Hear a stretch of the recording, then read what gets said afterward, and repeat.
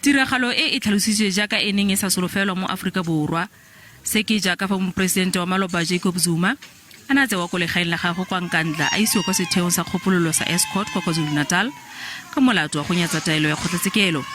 Dipaki tse di tlhageletseng fa pele ga khomisheneng e ka ga go gapiwa ga puso di ne di tsenyeletsa Zuma mo bopaking jwa tsona, mme seo se ne sa pateletsa gore a bidiwe go tla go ikarabela.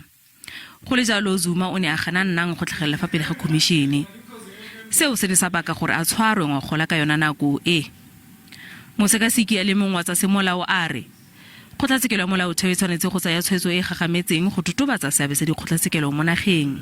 President Zuma, as a former head of state at the time, was having his own legal troubles with the State Capture Commission of Inquiry. But as a former president, I think he did have a responsibility to at least accord our constitutional democracy with the respect that it deserved. When I think he decided to act, to the contrary to those values, I think as a head of state, it was setting a wrong precedent to the country. And that's when the Constitutional Court was of the view that then they had to put a stop to that kind of behavior. Gajana Zuma o tswile ka parola ya ka ntlha ya bolwetsi mme o tla feleletsa sekwebo sa gago kwa lapeng.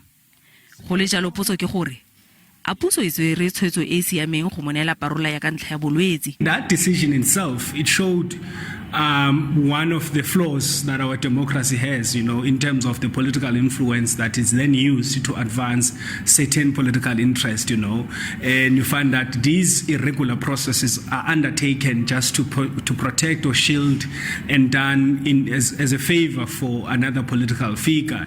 Zuma o tsweletse go amogela ke monokeng go tswa go bao ba dumelang gore wa siamololelwa. Bangwe ba ikanne go mo emanokeng go fitlhelela kgetsi kgatlhanong nae ikhutla.